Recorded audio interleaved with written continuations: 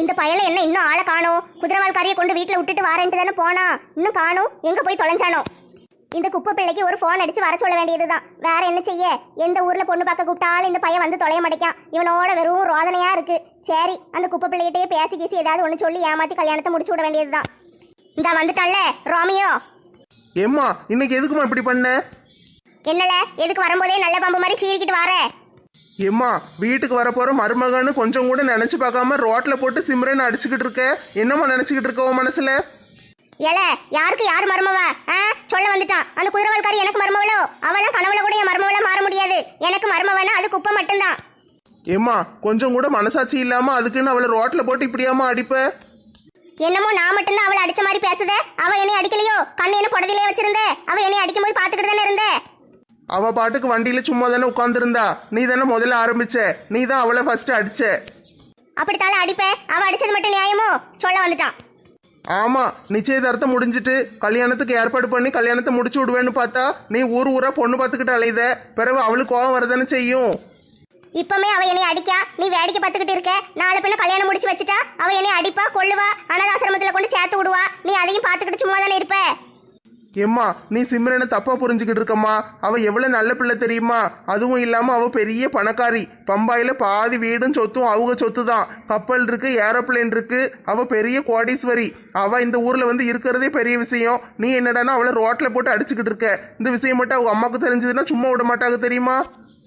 கிறுக்கு பிடிச்சவ மாதிரி என்னத்தையாவது பேசிக்கிட்டு இருக்காத. பேசாம உள்ள போய் பழைய சோறு கிடக்கு எடுத்து தின்னுட்டு கவுந்தடிச்சு படுத்து தூங்கு.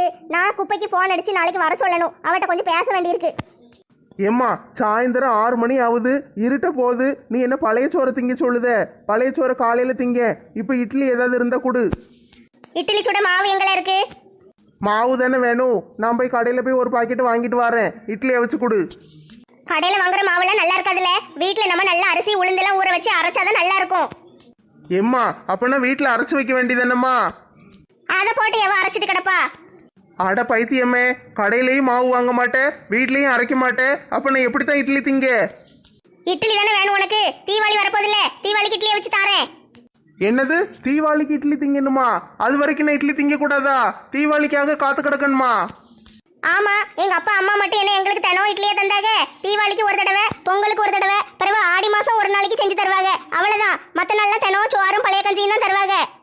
உங்க அம்மா இட்லி செஞ்சு தரலங்கிறதுக்காக என்னை எப்படி கொடுமைப்படுத்துதியே?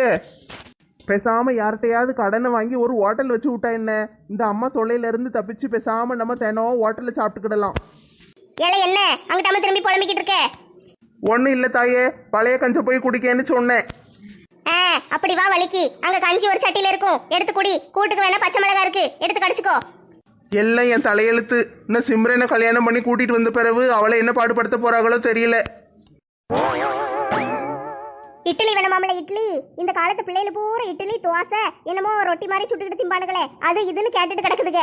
ஒழுங்கு சோத்த தின்ன. நாங்களாம் அந்த காலத்திலேயே பழைய கஞ்சி குடிச்சுதான் நல்ல கல்லு கணக்கா இருக்கும். அதனால இன்னும் நல்லா இருக்க முடியுது, நல்ல வேலை செய்ய முடியுது. இந்த காலத்து பிள்ளைல ஒரு சீக்கு வந்தா கூட தாங்க மாட்டேக்கி. ஒரு காய்ச்சல் மண்டையடினா உடனே ஆஸ்பத்திரியை பார்த்து ஓடுதுங்கம்மா.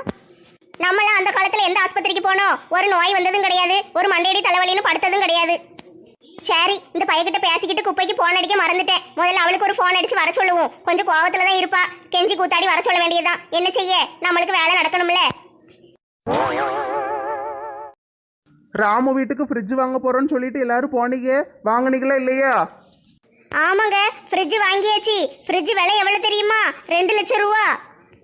என்னது, 2 லட்சம் ரூபாயா? 2 லட்சம் ரூபாய்க்கு அப்படி என்ன ஃப்ரிட்ஜ் வாங்குனீங்க?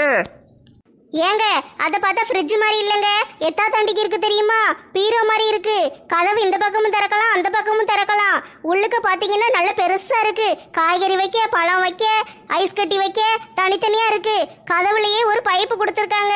பட்டன் நமக்குன்னா ஐஸ் தண்ணி வருதுங்க. அப்படியா? ஃப்ரிட்ஜில் அவ்வளவு வசதியெல்லாம் இருக்காக்கும், நான் பார்த்ததே இல்லையே.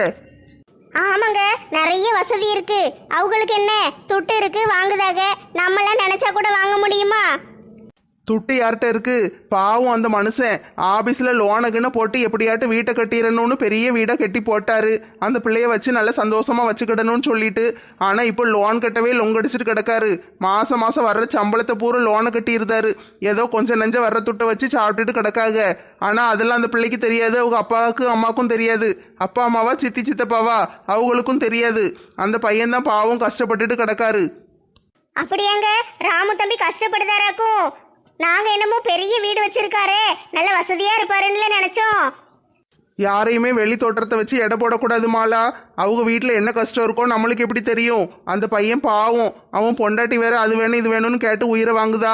அவளுக்கும் எல்லாத்தையும் வாங்கி கொடுத்துக்கிட்டு சித்தி சித்தப்பாவையும் சமாளிச்சுக்கிட்டு அந்த பையன் தான் பாவம் படாத பாடுபட்டுட்டு கிடக்கான். வந்து எங்ககிட்ட சொல்லி புலம்புவான்.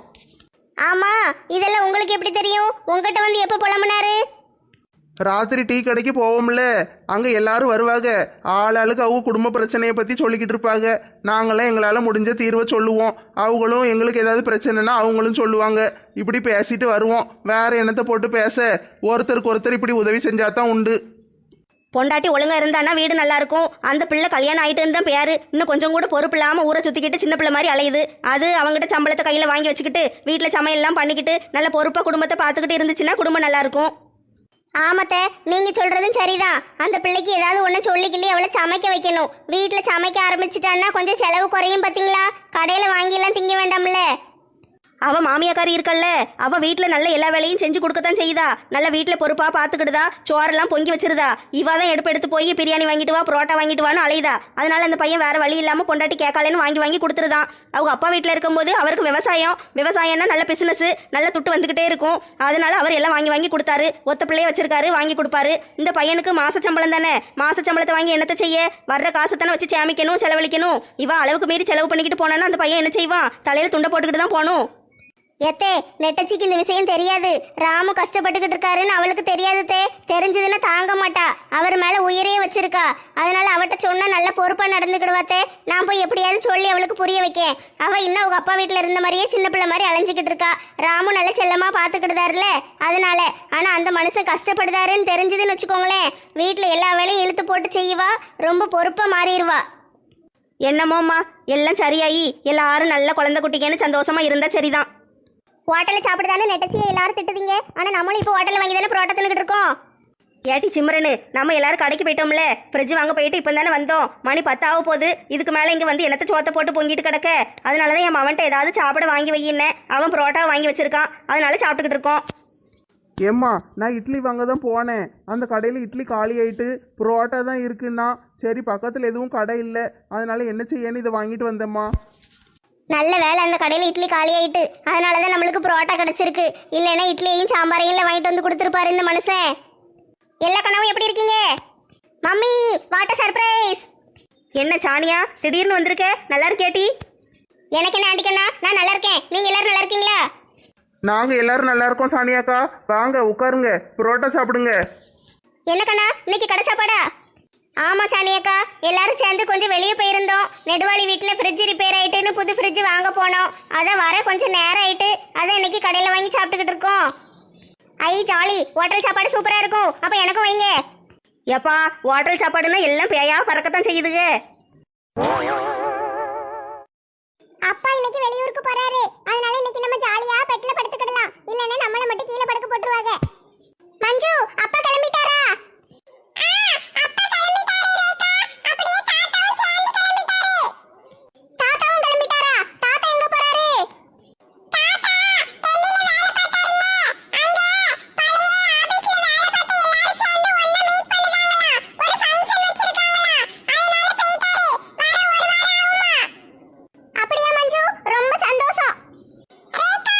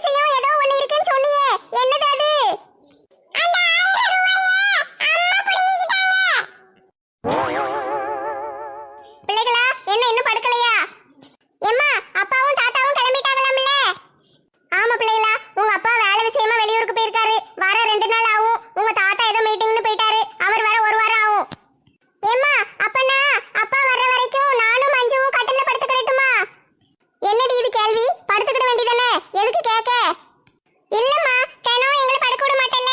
அப்பா மட்டும் தானே கட்டில படுக்கணும்னு சொல்லுவே. எங்களை கீழே தானே படுக்க சொல்லுவே. அதனால தான் கேட்டேன். என்னம்மா ரேகா, இப்படி நினைச்சிட்டே? நான் அப்படிலாம் ஒரு நாளும் தப்பா நினைச்சது கிடையாதும்மா. உங்க அப்பா பாவம், காலையில எந்திரிச்சு போனாருன்னா சாயந்தரம் தான் வராரு. ஒரு வண்டி ஓட்ட சொல்லுங்கன்னா அந்த மனுஷன் ஓட்ட மாட்டேக்காரு. பஸ்ல தான் போவேன்னு ஒத்த கால்ல நிக்காரு. பஸ்ல வேற கூட்டமா இருக்கும். கூட்ட நெரிசல்ல நின்னுகிட்டே வருவாரு. பாவம், வந்த மனுஷனுக்கு கை காலெல்லாம் வலிக்குமே. கட்டில படுத்தா கொஞ்சம் நல்லா இருக்குமேன்னு படுக்க சொல்லுவேன். நீங்க சின்ன பிள்ளைல தானே, அதனாலதான் உங்களை கீழே படுக்க சொன்னேன். நீங்க இப்படி என்னைய தப்பா நினைச்சிட்டீங்களே. எம்மா, இனிமே இப்படி பேச மாட்டேம்மா. சாரிம்மா, நீ சொன்ன உடனே எனக்கு புரியுது. அப்பா பாவம் நம்மளுக்காக தானே கஷ்டப்படுதாங்க. நம்ம அப்பாக்காக கொஞ்சம் மாட்டு ஏதாவது செய்யலாம்ல. சரிம்மா, இனிமே இப்படி பேச மாட்டேன். மன்னிச்சிரு. சரி பிள்ளைகளா, நீங்க 2 பேரும் கட்டில படுத்துக்கோங்கண்ணே. கீழே விழுந்துடாதீங்கட்டி. பார்த்து பத்திரமா படுத்துக்கோங்க. அம்மா கீழே படுத்துக்கிறது என்ன? என்ன மஞ்சு முழிச்சுக்கிட்டே நிக்க? என் மூஞ்சில என்னது இருக்கு? அக்கா போய் ஒழுங்கா படுத்துட்டா, நீ இன்னும் படுக்கலையா? போய் படு.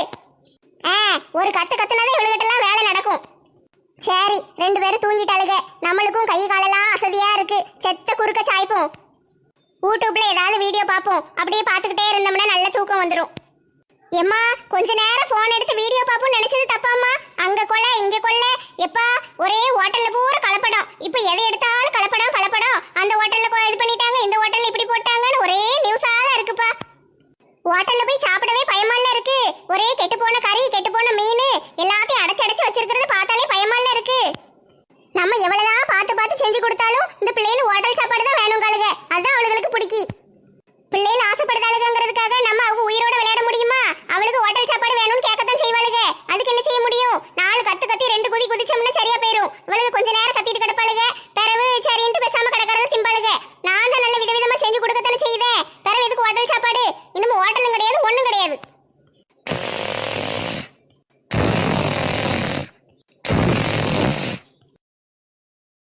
என்ன இந்த பஸ் இன்னும் காணோம்? காலேஜுக்கு போகணுமே, நேரம் ஆகுது. இன்னைக்கு ரொம்ப நேரம் ஆயிட்டு, இன்னும் பஸ் வரல. பஸ் வருமா வராதா ஒன்னும் தெரியலையே. நான் வேற இன்னைக்கு சீக்கிரம் காலேஜுக்கு போய் ஆகணுமே. ஐ, நம்ம நந்தினி. ஹாய் நந்தினி. ஐயோ, நீங்களா? நீங்க எதுக்கு வந்தீங்க? போயிருங்க.